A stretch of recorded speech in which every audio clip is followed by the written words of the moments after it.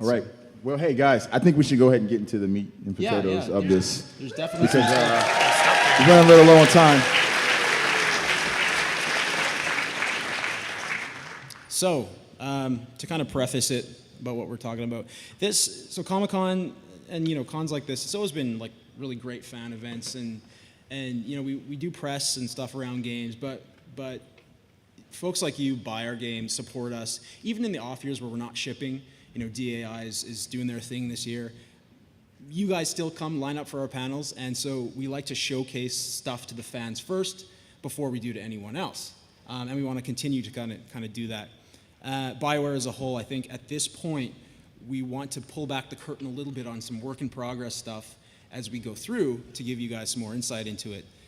But it is work in progress stuff. We're years from like being able to say like this is the exact game that we're making, and take this with a grain of salt in the sense that what you see here may not be the same thing that you see in the final game, but we want to showcase it anyway. So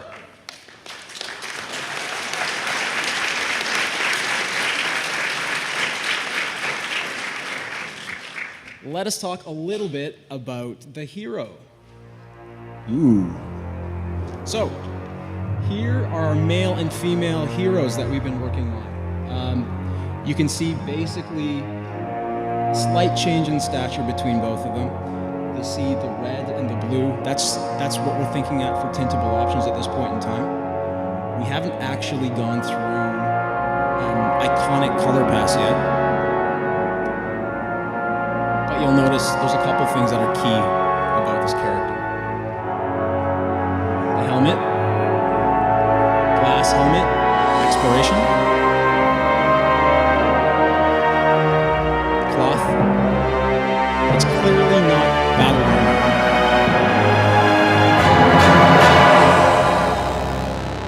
You'll also notice N7, so our hero has something to do with N7. And so the ability for us to bring this character into Frostbite has actually been, pretty successful so far. And what you're seeing is pretty clear to what you actually see in the game at this point.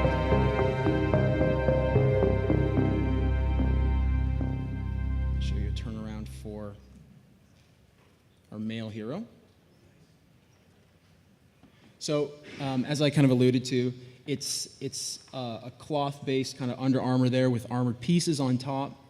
The idea is that the character has free range of motion to do all sorts of great exploration activities in the game. As I mentioned before, that helmet allows you to basically use conversations and get into dialogues without, obstructing the face of the player. Also, from a purely operational standpoint, they can look around and see things a lot more easier than having a crash helmet your entire time.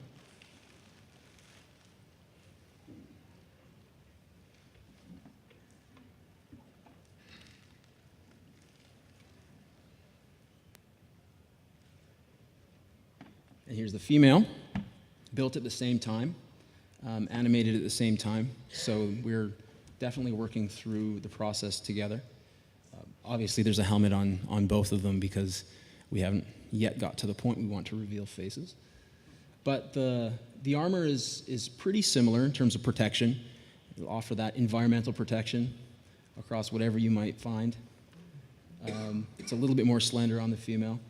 You'll notice there is that there's no kind of front snap-on pieces on this version of the turnaround, where if we look back to the previous slide, I think the music might play again.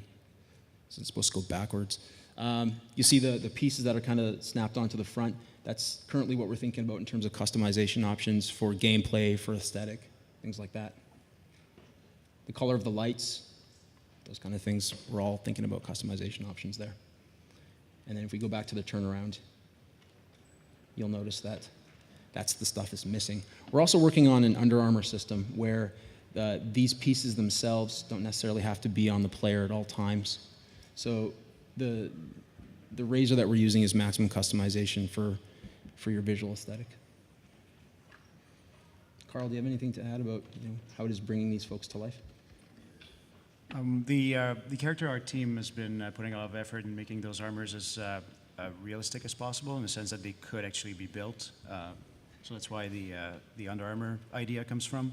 It also helps us get better deformation, and the character looks much more real in game as well. And the idea of the snap-on pieces also gives us a lot of opportunities for customization, make parts that could be animated separately and all that kind of stuff. So, and it's working really well for us. Cool.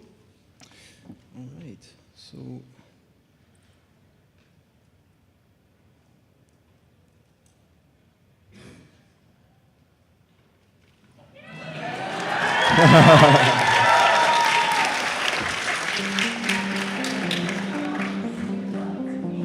Isn't it glorious?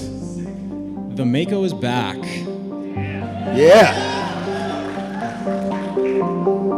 But this isn't the Mako that you remember. This is a different Mako. So what you can assume from that, actually you can assume a lot. I'm not going to talk about what you can assume. Never mind. I'm not that stupid. Yeah, I mean the point here is that it's a really agile Mako. It's much different than the one that you've seen before. There's no cannon on it. There's no, well, maybe it can hover, maybe it can jump, I don't know. We've had a lot of good help designing this, been through a lot of iteration. Yeah. I have a video that if I can bring up afterwards, it'll show you a little bit of the gameplay associated with the Mako as well, so that you can see how it is. Yeah, because we are actually making a game, not just pictures. It's really, it's crazy. It's a text-based adventure. Yeah, it's actually a text-based adventure. And of course, we can take some questions afterwards about, what you guys might think. Yeah, as many ending questions about ME3 as possible, probably. I'm just kidding.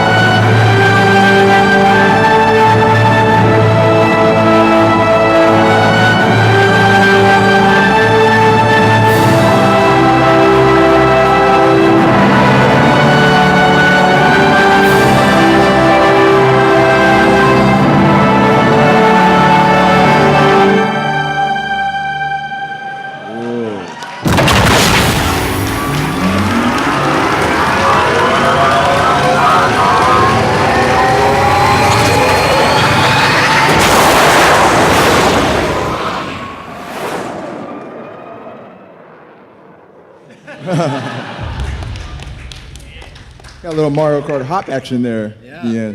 Yeah. So, you saw a couple things in that video. Most important, that the Mako is meant to be a fast response point-to-point vehicle at this point. It's something that you can tear around planets in really quick to get to where you need to go without a whole bunch of fuss. Now, we're kind of working on the tweaks and the physics and things like that, but the important point is that the Mako is going to be fundamental to the game. We're building a game that's about exploring places, and obviously exploring places needs a really, really handy vehicle. So, yeah, I mean, it's good where we're at. We want continuous feedback. I'm expecting them to hear from a lot of folks later on about their thoughts on that. In fact, we welcome it. So, yeah. All right. Well, you guys ready? Well, we'll go ahead and kick into questions. Take some questions. Yeah, By so the way, if you want to ask these wonderful folks questions, line up. Oh, God. Don't knock each other over. So just so you guys are clear, nobody else in the entire world has seen the stuff that we talked about today. I mean, we alluded to some of the character stuff in a video previously, but that's the hero. That's the direction that we're going with our hero. So point that. What's up? How's it going? Hi, my name is Heather. I love Mass Effect, my all-time favorite game ever. So I want to know, Mass Effect 4, where in the timeline is it? Is it pre-Shepard, during Shepard, post-Shepard? Well, it's not called Mass Effect 4, damn it. Yeah, Mass Effect. ... All right. Where is? You really expect me to answer that now? Come on, just please, pretty please, come on. No, about that Answer that one. So, okay, what I will say is that no way. Guys, we're going to have to stay away from the story elements unless you want that typical answer where it's going to be, can't tell you now. So, You're not playing a shepherd, and shepherd is not an essential part of the story. So you can assume whatever you need to assume from that. And we want to give players new spaces to explore uncharted areas that haven't been explored before. So in your mind, you can put those two things together, and you can make some assumptions, but I can't give you the full answer. Thank you. Yep. Hello. good question, though. Hello. My question is, I love the diversity of Mass Effect, all the different types of characters and all that. So will we have like aliens and whatnot on our team again, or Sorry, will we have aliens and whatnot on our team again? Or? aliens and whatnot on our team? Is that what you said? Definitely the one. Different species. Well, there's definitely going to be whatnot on your team. Oh, totally. Yeah. I mean, like, just ask Carl. You're the alien animator guy. Yes, we are definitely having aliens in the Mass Effect game. We can't give you exact details on squad mate composition because we're still working on that. But yeah, that's definitely in the plans to have the races to some degree still present. For Yeah. sure. And some new stuff, like some new races. The big thing is that you get that diversity and you can have different character interactions and romances with various species. It's the same. It wouldn't be Mass Effect without that, I don't think, right? All right. Thank you. Yep. Hello. Will we be able to customize our casual outfits? I'd assume so. Also, Well- please make the female outfit less slutty compared to the male outfit. Because male shepherd just has like pants and a jacket, and the female dress in 3. Yep. Yeah. So, I'm gonna that second part. Yeah, totally. I mean, like even if you look at the armors, I mean, it's not like it's like a metallic bra and fur underwear, right? It's like it's the same armor, you know. So that profile we want to extend out to the casual stuff as well.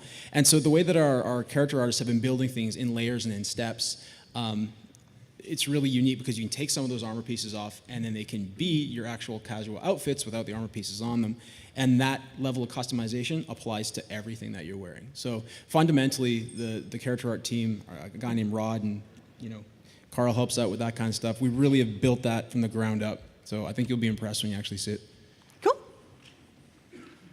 Thank you for your question. Hi guys.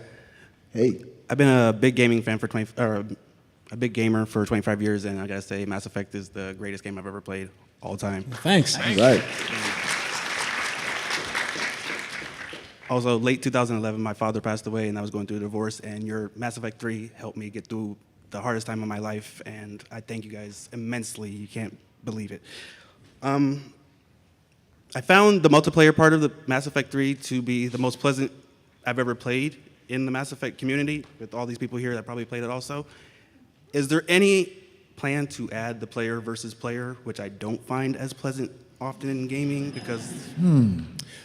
At this point, there's no like plans. I mean, this could change totally, and you could don't call me a liar and whenever you shit. But the point is, Mass Effect has always been a cooperative experience, right? Something that you and your friends can play, and that there's no sense of you know, there's the competition aspect of it is a friendly competition, more of that than a you versus me kind of thing. And especially in Mass Effect 3, it was like, well, there's the Reapers and Cerberus and, you know, the bad people, and then pretty much everyone else. So it was a good framework for competitive gameplay. And I think with the next game, we've definitely taken some inspiration from that. Competition was always critical, but at the same time, cooperation is bigger for us. So, yeah, that's all I can say. Thank you very much. Thanks. Thanks, man. Nice hat. Thank you. For the next one, will there be any like pirating or new ship technologies that go about that? Like pirating? Yeah. Yeah, well, yeah. Seems like you're kind of opening up towards it. So, again, back to the whole concept of exploration. If you're in new places looking for new things, there's the sense of trying to make what you find your own. So there's definitely that. Piracy, I'm not really sure about at this point. But yeah, definitely, like the player, you will understand that you are exploring through space. You'll have a ship, all that great thing that you've come to expect from Mass Effect. Thank you. Yep. That line just keeps getting longer. Hi, guys. Just two quick questions. One, the next-gen hardware, are we finally looking at the elimination of load times? That would be amazing. So, have you played any next-gen games yet? Unfortunately, no. I'm poor and have a backlog of current gen. All right, well, there's load times in those too. No, but... No. What do you, what you're finding with the Frostbite engine or whatnot? So you have to make sacrifices somewhere, right? So if we were to take the kind of game in terms of gameplay customization, visuals, sound, everything, and put that on next gen, we would probably be able to eliminate load times to a certain extent. But you also bump everything else up, right? Yeah. You know, like Noel, he's doing brand new lighting models throughout the entire world. Carl is doing better animations that we've never done before. Carl and his team, Noel and his team. We're pushing all that stuff, and so you keep on grabbing more, and so you still need some load times. Of course, we're nowhere near to be able to find out exactly what. It's like the hardware has limits, and at the beginning of like an Xbox cycle, it's different than at the end, and you've figured out a lot more. So I think it'll be a progression, and maybe we'll get to it. But right now, maybe not, unless we strip out a bunch of stuff like Mike said. But we want to cram it full of as much awesome as we can, right? Excellent. All right. Yeah, awesome is our cramming thing. Yeah. Cramming awesome. Yeah, cramming awesome. That's what we do. All right, cool. Thank you. Hey. So first off, I have to say thank you for bringing back the Mako. I did the remote-controlled one, and so now he's going to have a brother. Yeah. For the Mako, is it going to be able to be maybe customizable, upgradable, and will the thrusters be back so we can jump around and try to dodge things? So the thrusters, that's kind of a thing. So you kind of saw it in the denouement shot where it's like, yeah, just jumped over the horizon there. We're playing around with a bunch of different physics for the Mako. The thing that we have to do is make sure that it's as responsive as possible. It doesn't get frustrating because we've learned a thing or two about vehicle frustration. It's not getting stuck on over a the point years, yeah. somewhere. Reducing the number of like caverns that are like this, and then you're just kind of like, well, what do I do now? Oh, Or use the hover. biotics and have it lift, and then use the thrusters to go Yeah. around the map. Yeah, Mass Effect feels essentially. That's what everything is. Yeah. So yeah, the responsiveness is the most important thing, and if that includes jump, and if it includes kind of little boosters, then we'll put that in there. But we haven't tuned it quite the way that we want yet. In terms of customization, it's been something that we've been looking at for sure, because we feel as though if you're going to be spending a lot of time in the vehicles and the places, they should reflect you as a player, and customization is kind of one element of that as well. So we're definitely something we've been thinking about. Thank you. Yep. So I briefly heard that fast travel melody that we always, hear that dun dun dun. How well do the composers work with you guys in developing the game, and are there going to be any new? Is it like an all-new musical composition? Are you going to use any of the same music with that? So now we're not going to announce or talk about composers yet, but Yeah. traditionally the composers have worked like very, very closely with us since the beginning of when we're kind of conceptualizing things.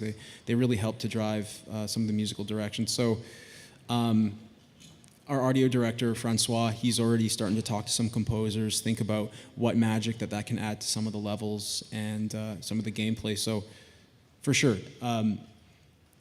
For example, when we're doing a cinematic, what we'll do is we'll kind of sketch it out. We'll do the storyboard-based version of the cinematic. We'll send it over to the composer as soon as possible. The composer can get the feeling, the tone of the cinematic, and even before it's anything that's actually rendered visuals, they can start to build out, the way that they want the music to swell and kind of go down during those things. We work with them for months and months before the final piece actually comes out, and then usually we use multiple composers, and they can play off of each other as well and fill gaps where needed. So yeah, it's important, and we're definitely looking at it like now. Thank you. Yep. Hey guys, I'd just like to thank you for adding the Volus as a playable character in multiplayer. Yeah. I always wanted one in my crew. And I'll just ask you to consider, I'm not expecting you to tell me if there's going to be a Volus in our crew, but can you consider us letting us be pals with a Volus at some point? I don't care if he's an engineer on our ship or if we see him floating in a tank somewhere. And can we see him outside A of his decapitated exos? Volus Oh, laying in no. the street. It's like, My mind just went there. Whatever. and will we ever get a chance to see a Volus outside their exosuit, like on their home planet or something? You ever consider anything like that? I will say that is not a bad idea, but that's it. I can't say anything more than that. And add Blasto to our crew, please. Okay, perfect. Thank you. Thanks.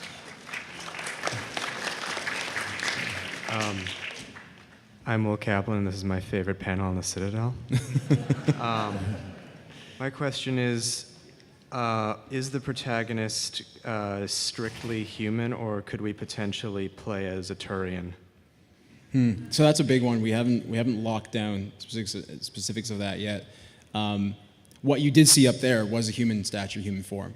So for sure, your main character will be human, but in terms of other playable races, we can't talk about that at this point. Sorry.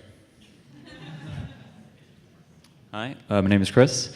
Fans were pretty vocal about the end of Mass Effect 3. Obviously, none of that needs to be talked about. I know you guys got a bunch of cupcakes, green, blue, and red, as a big joke. I was curious whether you agreed or disagreed with fan perception. What things were you going to take from that to bring into the new title in terms of arching storylines, and then those storylines kind of ending in a way that made gamers feel like they had made those decisions and had all those different endings and different experiences? Well, we did take fan feedback. Like, we really did. That's why we did the extended cut. But it's all relative to the story that you're telling. And is that to say that the response to the ending is going to make it so that you don't have choice in your game, or that those choices aren't shown throughout? No, like we can't go down that path. It's about being smart in how you develop it. It did have an impact on us at the studio, and we did look at the way that we developed it, and we did make some changes. We are making some changes for the future. But that said, the point of it is to always go back to things that matter, choices that matter. That's a key focus, a key pillar in our game, and regardless of how many endings or how many things we have to build at the end, we still want our players to have those emotional experiences within the game as well, be able to make choices and be able to have those reflected. So, in effect, yeah. I mean, we saw what you guys said, we saw what the fans said, and we made adjustments, but it's not like we're going to turn everything on its head, right? Cool. Thank you. Yep.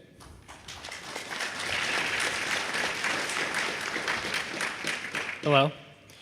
So my question was, so one of the greatest things about Mass Effect is characters, we can all fall in love with and just relate to, right? So I was wondering, with Frostbite, one of the biggest perks of it is better animation. So can we expect better mocap, maybe motion capture? Will Shepard constant repeat animations less during conversations? Like how much higher is the bar been raised for? Well, the bar for animation? quality of animation is definitely much higher than before. Although new technology probably won't affect the quality of mocap. We use mocap as a base layer for animation. Repetition of movement, we did notice it as well, but it's more that the sheer quantity of conversations that you have, and when you're trying to make moments stick out in a conversation, sometimes different conversation designers, cinematic designers will tend towards the same kinds of motions. So it's just a matter of being smarter about it, and they've already started to plan for that kind of stuff. They've already flagged the kinds of accents they need, and animation will try to provide more variety in there for sure. Will there be facial motion capture, or will it just be the lip syncing again? That's still something we're looking into. Okay. Again, facial mocap is great visually, but games at BioWare tend to have, I think, how many lines of dialogue do we have? Like usually? 60,000. Yeah, so it would be awesome, but we'd probably burn all of our budget with just one actor saying all the lines in the mocap Okay. suit. So we have to be smart about that kind of stuff. So we're looking into ways that we could incorporate it in some ways, but we can't promise anything in there. It's just depending on what makes sense for us. All right, thank you. Yeah. But what we can promise is that the main character will do basically this every 15 seconds for the entire Yeah. Good answer. Hey, just to let you guys know, we only have time for a few more questions, unfortunately. For you guys standing at the back of the line, I didn't want you to have to stand up for no reason. Go ahead, man. Hi, my name is Sean. I'm a Mass Effect addict, probably like plenty of you guys here. So one thing that caught my eye was the environment. And my favorite thing in Mass Effect was actually taking on Thresher Maws. You know, Yeah, just cool. Pretty sure everyone's kind of been there, done that. Is there going to be any more bigger creatures other than Thresher Maws possibly on more planets? Definitely a good idea. Like we're looking at creatures of all sizes this time around. I mean, it's just part of creating a galaxy that's rich and dense of different kinds of creatures, not just necessarily ones that are, 4 to 6 feet tall. So it's something that we're looking at for sure. But there's nothing solid right now. Those kind of decisions, those create big checks essentially for guys like Carl, for the character art team, to make sure that they can execute on it to the quality that you need, right? I mean, Thresher Maws were fun in Mass Effect 1, but like nowadays we couldn't bring back the same level of gameplay. We'd really have to make it solid and a really good and engaging experience. So we want to do it right if we do it at all. So Cool. Thank you. Hi there. You just said the word galaxy, and I was just wondering, and I hope it's not, I don't want to have you reveal too much about the story, but since the original trilogy seemed to take place exclusively within the Milky Way galaxy, I was just wondering if you guys had considered implementing intergalactic and other galaxies in the upcoming game. That's a lot of content. Have we considered it? Yeah. Honestly, like you kind of led that question yourself. You're like, sorry, I don't know if you'll be able to tell me. I don't want you to tell me too much about the story. I'm gonna go back there and be like, no, I can't tell you too much about the story, man. Sorry. No, but it is a good question, and you're very astute for noticing that kind of stuff. That's all I have to say at this point. Hi, my name's Amanda Shepard. Hello again. Yeah, so basically one of my favorite things about the Mass Effect original trilogy was the very delicate and subtle handling of modern day social issues and things like that. And I was wondering if that's something we can expect more of, especially in a more exploration-driven game rather than a combat-driven game. So to go back to the last thing, like I wouldn't say it's not, there's no combat, I wouldn't say it's, I just say that combat is a point of exploration, just to clarify that, because I can see the headlines tomorrow on Kotaku. In terms of social commentary and things like that, that's usually something that we give the writers pretty free rein to make sure that they kind of bring that into the game. I don't see that changing whatsoever. It's been really great, because when we do things, the fan supports us, and it's kind of this circular like relationship that we have. Until that stops, I don't see us not doing it anymore. So, Thank you. More bisexual romances, too, would be great. All right, guys, unfortunately, we only have time for one more question, so it looks like my man in the fresh N7 jacket is going to be the one. All right, so hi, my name is Tom. Like everyone here, I'm a big fan of Mass Effect. I have to say that I think my favorite NPC character in the entire series by far was Arya T'Loak, and I love the Retake Omega DLC. Is she a character that you've considered taking back or that we're going to see again? Because with the Asari lifespan, there's a lot of options to include her again, because she was such a great, well-written character from the start.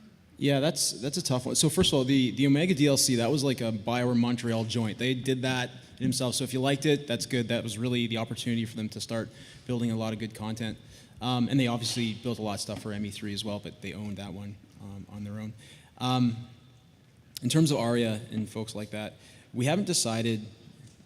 Well, we've decided, but I'm not going to talk about which touch points we've got. But Fair enough. The theme is we want to create new experiences for the player, but we still want to be able to bring in elements of what you know and love, about the previous trilogy, and that might include certain characters. It might not. Certain scenarios, things like that. So guaranteed, either way that we end up going, you're going to see a certain amount of the old with the new, I guess, so to speak. All right. Thank you. Thanks. Thank so before you. everyone goes, I apologize profusely for the tech issues. Hopefully you liked what you saw today. If you have any more questions, tweet at us, email us, and yeah, enjoy the con. Thanks for coming. Bye. Give it up for our panelists, everybody.